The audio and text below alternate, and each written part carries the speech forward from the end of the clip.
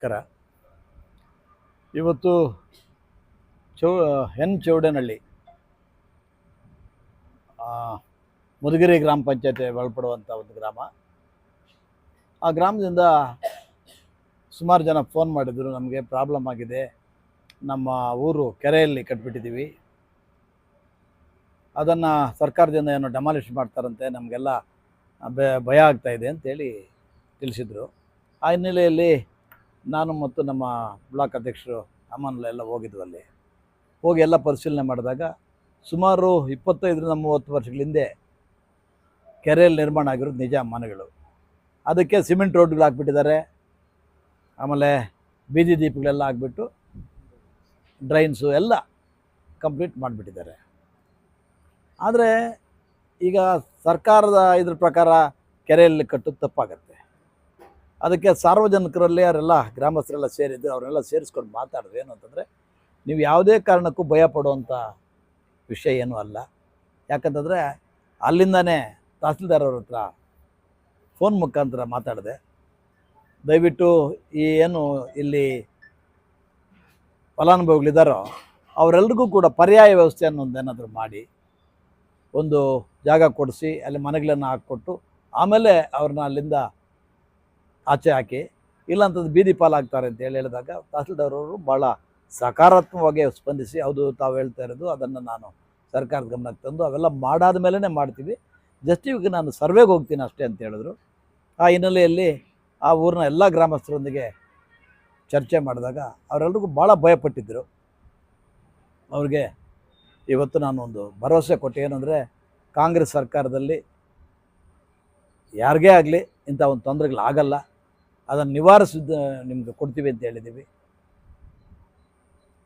ಅದನ್ನು ಇವತ್ತು ತಹಸೀಲ್ದಾರ್ಗೂ ಮಾತಾಡಿದ್ದೀನಿ, ಮುಂದಿನ ದಿನಗಳಲ್ಲಿ ನಮ್ಮ ಜಿಲ್ಲಾ ಉಸ್ತುವಾರಿ ಸಚಿವರೊಂದಿಗೂ ಕೂಡ ಚರ್ಚೆ ಮಾಡಿ ಅವರಿಗೆ ಯಾವುದೇ ತೊಂದರೆ ಆಗದಂಗೆ ಮಾಡ್ತೀವಿ. ಇವತ್ತು ಸರ್ವೆಗೆ ಹೋಗ್ತಾ ಇದ್ದಾರೆ ತಹಸೀಲ್ದಾರ್ ಅವರು, ಹೋಗಿರ್ತಾರೆ, ಇವತ್ತು ಕೊಡ್ತಾರೆ, ನೋಟಿಸ್ ಕೊಡ್ತಾರೆ. ಅದಕ್ಕೆ ಪರ್ಯಾಯವಾಗಿ ಮಾಡಿದ ಮೇಲೆ ಆಮೇಲೆ ಡೆಮಾಲಿಷ್ ಮಾಡ್ತೀವಿ ಅಂತ ಕೂಡ ಒಪ್ಕೊಂಡಿದ್ದಾರೆ, ಕೆರೆ ಇದು ಮಾಡ್ತಾರೆ. ಬಟ್ ಅಲ್ಲಿ 30-35 ಜನ ಕುಟುಂಬಗಳಿದ್ದಾವೆ. 35ರಲ್ಲಿ ಒಂದು 5 ಕುಟುಂಬಗಳು ಪರಿಶಿಷ್ಟ ಜಾತಿಗೆ ಸೇರಿದವರು, ಇನ್ನು 20-25 ಕುಟುಂಬಗಳು ಎಸ್ ಟಿ ಅವರು, ಬೇರೆ ಯಾರೂ ಇಲ್ಲ. ಎಸ್ ಟಿ ಮತ್ತು ಎಸ್ ಸಿ ಮತ್ತು ಎಸ್ ಟಿ ಅವರು ಮಾತ್ರ, ಜನಾಂಗದವ್ರು ಮಾತ್ರ ಅಲ್ಲಿ ಇದ್ದಾರೆ. ಒಳ್ಳೆ ಪಕ್ಕ ಮನೆಗಳೆಲ್ಲ ಕಟ್ಕೊಂಡ್ಬಿಟ್ಟಿದ್ದಾರೆ, ಪಾಪ ಭಾಳಷ್ಟು ಖರ್ಚು ಮಾಡ್ಕೊಂಡ್ಬಿಟ್ಟಿದ್ದಾರೆ. ಆವಾಗ ಯಾರೂ ಗಮನಿಸಿಲ್ಲ, ರಸ್ತೆಗಳು ಹಾಕ್ಬಿಟ್ಟಿದ್ದಾರೆ, ಸಿಮೆಂಟ್ ರಸ್ತೆಗಳೇ ಇದ್ದಾವೆ, ನೀಟಾಗೇ ಇದ್ದಾವೆ. ಆ ಹಿನ್ನೆಲೆಯಲ್ಲಿ ಹಿಂಗಾಯಿತು. ಅದು ನಮ್ಮ ಉಸ್ತುವಾರಿ ಸಚಿವರೊಂದಿಗೆ ಮಾತಾಡಿ ಅವ್ರಿಗೆ ಕೊಟ್ಟ ಭರವಸೆ ಅಂತ ಅದು ಮಾಡಿಸೋದಕ್ಕೆ ಕಾಂಗ್ರೆಸ್ ಪಕ್ಷ ಬದ್ಧವಾಗಿದೆ. ಈಗ ಗ್ಯಾರಂಟಿಗಳ ಬಗ್ಗೆ ಕೆಲವರೆಲ್ಲ ಕಾಮೆಂಟ್ ಮಾಡ್ತಾ ಇರೋದು, ದಯವಿಟ್ಟು ನಾನು ಅವರೆಲ್ಲ ಮನವಿ ಮಾಡ್ತೀನಿ, ಏನು ಅಂತಂದರೆ ನಾವೆಲ್ಲೋ ಕೂತ್ಕೊಂಡು ನೋಡೋದಲ್ಲ, ಭಾಳ ಕೆಳಮಟ್ಟದಲ್ಲಿ ಹೋಗಿ ನೋಡಿದಾಗ ಮಾತ್ರ ನಮ್ಗೆ ಅದು ಅರ್ಥ ಆಗುತ್ತೆ. ಎಷ್ಟು ಇವತ್ತು ಕಾಂಗ್ರೆಸ್ ಪಕ್ಷ ಮಾಡಿರ್ತಕ್ಕಂಥ ಒಂದು 5 ಗ್ಯಾರಂಟಿಗಳಿದೆಯೋ ಅದು ನಿಜವಾದ ಬಡವರು ಯಾರಿದ್ದಾರೆ ಅವ್ರಿಗೆಲ್ಲ ಕೂಡ ಸಹಾಯ ಆಗ್ತಾಯಿದೆ. ನೀವು ಕಾಮೆಂಟ್ಸಲ್ಲಿ ಬೇಕಾದರೆ ತೆಗೆದು ನೋಡಿ, ಎತ್ತುಗಳಿರಲಿಲ್ಲ ನಮಗೆ, ಇದೆಲ್ಲ ಕೂಡ ಹಾಕ್ಕೊಂಡು ಎತ್ತುಗಳು ತೆಗೆದಿದ್ದೇವೆ ಕೆಲವರು. ನನಗೆ ಜೀವನಕ್ಕೆ ಭಾಳ ತೊಂದರೆ ಇತ್ತು, ಒಂದು ತಿಂಗಳಲ್ಲಿ ಇದು ಈ ನಡುವೆ ಬಂದಿದ್ದ ಅಮೌಂಟೆಲ್ಲ ಸೇರಿಸಿ ಒಂದು ಜೆರಾಕ್ಸ್ ಮಿಷನ್ ಹಾಕ್ಕೊಂಡಿದ್ದೀನಿ ಅಂತ ಹೋದ್ರು. ಹಿಂಗೆ ಅಷ್ಟ್ಯಾಕೆ ಇಂಗ್ಲೆಂಡ್ ದೇಶದ ಪಾರ್ಲಿಮೆಂಟಲ್ಲಿ ಚರ್ಚೆ ಆಗಿದೆ, ಕರ್ನಾಟಕದಲ್ಲಿ ಕೊಟ್ಟಿರ್ತಕ್ಕಂಥ ಈ ಸ್ಕೀಮಿಂದ GDP ಜಾಸ್ತಿ ಆಗಿದೆ, ಭಾಳ ಅಭಿವೃದ್ಧಿ ಗ್ರೋತ್ ಆಗ್ತಾಯಿದೆ ಅಂತ ಹೇಳಿಬಿಟ್ಟು ಡಿಸ್ಕಷನ್ ಆಗಿದೆ.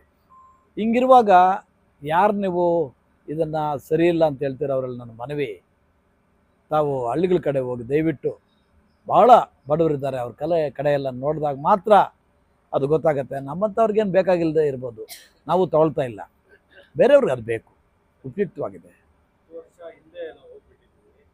ಡೆವಲಪ್ಮೆಂಟೇ ಇಲ್ಲ, ಗ್ಯಾರಂಟಿಗಳಿಂದ ಈ ರೀತಿ ಆಗ್ತಾ ಇದೆ. ಮುಂದಿನ ದಿನಗಳಲ್ಲಿ ಕರ್ನಾಟಕ ದಿವಾಳಿ ಆಗೋದ್ರಲ್ಲಿ ಯಾವುದೇ ಸಂಶಯ ಇಲ್ಲ. ಈಗ ದಿವಾಳಿ ಆಗ್ತಾ ಇದೆ ಏನಂತಂದರೆ, ನೀವು ಯಾವಾಗಲೂ ನಕಾರಾತ್ಮಕವಾಗಿ ಯೋಚನೆ ಮಾಡ್ತಾ ಇದ್ದೀರಾ, ಸ್ವಲ್ಪ ಸಕಾರಾತ್ಮಕವಾಗಿ ಯೋಚನೆ ಮಾಡಿ. ಈಗ ಟ್ಯಾಕ್ಸಸ್ಸು ಇವು ಎಲ್ಲ ಇನ್ನೂ ವೃದ್ಧಿಸಬೇಕಾಗಿದೆ, ಬರ್ತವೆ. ಈಗ ಅಭಿವೃದ್ಧಿ ಇಲ್ಲ ಅಂತ ಹೇಳ್ತಾ ಇರೋರೆಲ್ಲ ಬೇಕಾದರೆ ಯಾಕೆ ಇವಾಗ ನೀವು ಅಷ್ಟಾಕೆ ಹೋಗ್ತೀರ? ನಮ್ಮ ಇವಾಗ ಸ್ಥಳೀಯ ಶಾಸಕರು ಸಮೃದ್ಧಿ ಮಂಜುನಾಥ್ ಅವರು ಕೂಡ ಭಾಳಷ್ಟು ಕಾರ್ಯಕ್ರಮಗಳು ಉದ್ಘಾಟನೆಗಳು ಮಾಡ್ತಾ ಇದ್ದಾರೆ. ಅವೆಲ್ಲ ಅಭಿವೃದ್ಧಿ ಅಲ್ವಾ? ಅಲ್ಲಿ ಯಾಕೆ ಬೇಕಾದರೆ ನೀವು ನಮ್ಮ ಕೋಲಾರ ನಮ್ಮ ಶಾಸಕರಂಥ ಕೊತ್ತೂರು ಮಂಜುನಾಥ್ ಅವರ ಕಾರ್ಯಕ್ರಮಗಳು ನೋಡಿ ಎಷ್ಟು ರಸ್ತೆಗಳಾಗ್ತಾ ಇದ್ದಾವೆ, ಏನಾಗ್ತಾ ಇದ್ದಾವೆ. ಪಕ್ಕದಲ್ಲಿ ನಮ್ಮ ರೂಪಾ ಶಶಿಧರ್ ನನ್ನ ಸಹೋದರಿ, ಅವರು ಉತ್ತಮವಾದಂಥ ಕೆಲಸಗಳೆಲ್ಲ ನಡೀತಾ ಇದೆ. ಎಲ್ಲ ಕಡೆನೂ ಅಭಿವೃದ್ಧಿ ನಡೀತಾ ಇದೆ. ಬಂಗಾರಪೇಟೆಯಲ್ಲಿದೆ, ಮಾಲೂರಲ್ಲಂತೂ ನಂಜೇಗೌಡರು ಒಂದು ಹೆಜ್ಜೆ ಮುಂದೆ ಇದ್ದಾರೆ.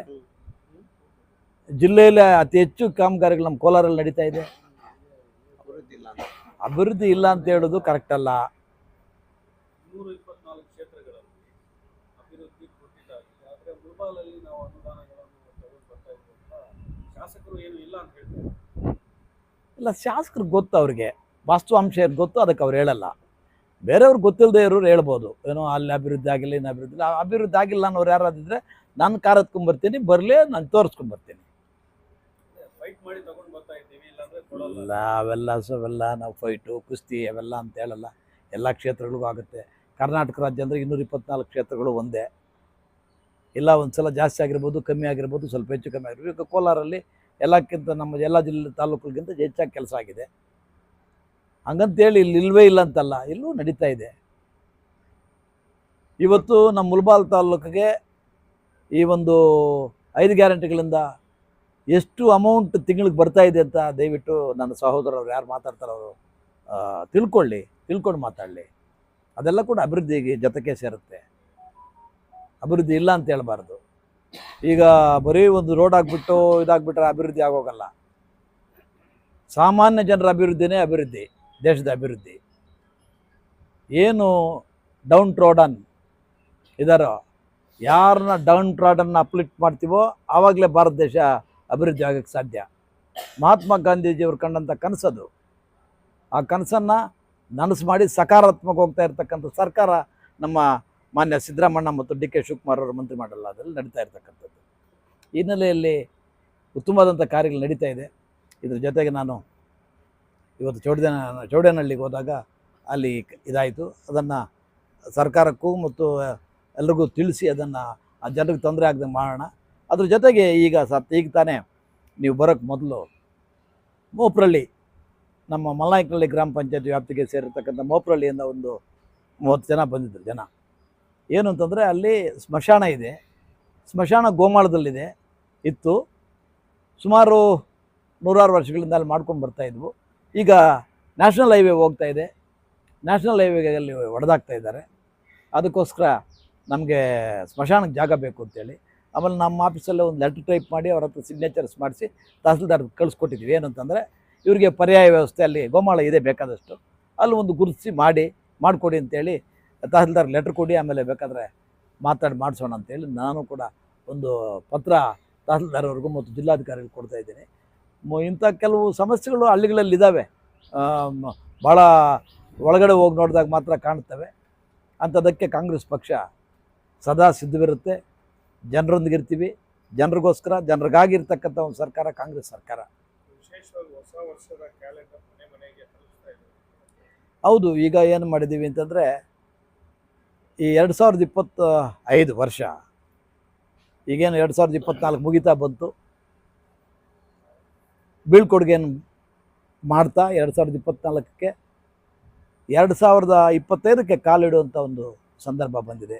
ಈ ಸಂದರ್ಭದಲ್ಲಿ ನಾವು ಕೇಕಲ್ಲಿ ಕಟ್ ಮಾಡೋದು, ಪಾರ್ಟಿ ಮಾಡೋದಕ್ಕಿಂತ ನಮ್ಮ ತಾಲ್ಲೂಕಿನ, ನಾನು ರಾಜ್ಯ ಮಟ್ಟ ಜಿಲ್ಲಾ ಮಟ್ಟ ಅವೆಲ್ಲ ಮಾತಾಡೋ ಶಕ್ತಿ ಇಲ್ಲ.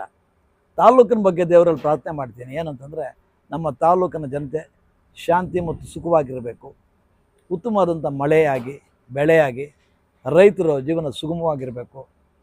ಈಗಂತೂ ಈ ಟೊಮೊಟೊ ಇವೆಲ್ಲ ನೋಡ್ತಾ ಇದ್ದರೆ ಹೆಂಗಪ್ಪ ಬದುಕೋದು ರೈತರು ಅಂತ ನೋವಾಗತ್ತೆ.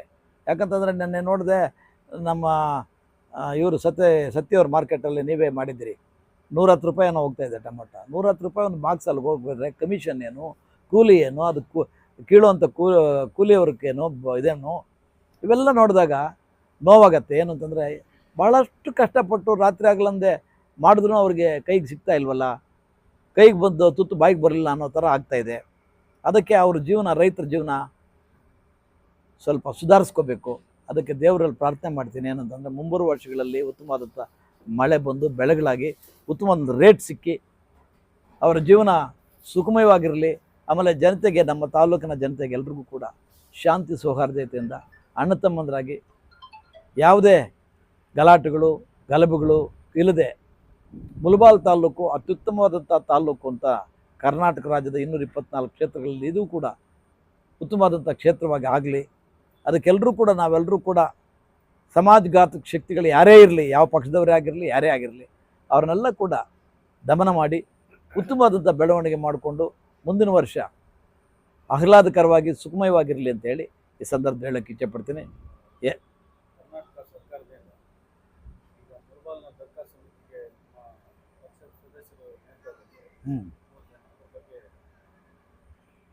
ಈಗ ಸರ್ಕಾರ ಯಾರ್ದಿರುತ್ತೋ ಅವ್ರನ್ನ ಸದಸ್ಯರು ಮಾಡೋದು ಅದು ಸರ್ಕಾರದ ವಾಡಿಕೆ. ಅಧ್ಯಕ್ಷರಾಗಿ ಶಾಸಕರು ಇರ್ತಾರೆ, ಅವ್ರ ಜೊತೆಗೆ ಸದಸ್ಯರು ನಮ್ಮ ಪಕ್ಷದವರು ಇರ್ತಾರೆ. ಇವರು ಅವರು ಎಲ್ಲರೂ ಸೇರಿ ಯಾರು ನಿಜವಾದ ಬಡವರು ಬಡಬಗ್ರಿದ್ದಾರೋ ಅವರಿಗೆ ಸೇವೆ ಮಾಡುವಂಥ ಒಂದು ಸಂಕಲ್ಪ ಇವರು ಅವರು ಎಲ್ಲರೂ ಸೇರಿ ತೊಟ್ಕೊಂಡು ಮಾಡಲಿ ಅಂತ ಹಾರೈಸ್ತೇನೆ. ಯಾಕಂತಂದರೆ ಇಲ್ಲಿ ರಾಜಕೀಯ ಬರೆಯೋದು ಬೇಡ. ಯಾರು ನಿಜವಾದ ಬಡವರು ಇದ್ದಾರೋ, ಯಾರು ಪಾಪ ಅಸಹಾಯಕರಿದ್ದಾರೋ ಅವ್ರಿಗೇನಾದರೂ ಉಳುಮೆ ಮಾಡುವಂಥ ಒಂದು ಭೂಮಿಯನ್ನು ಮಂಜೂರು ಮಾಡಿ ಉತ್ತಮವಾದಂಥ ಹೆಸರು ಈ ಕಮಿಟಿಯವರು, ನಮ್ಮ ಕಮಿಟಿಯವರು ಪಡೀಲಿ ಅಂತ ಹಾರೈಸ್ತೇನೆ.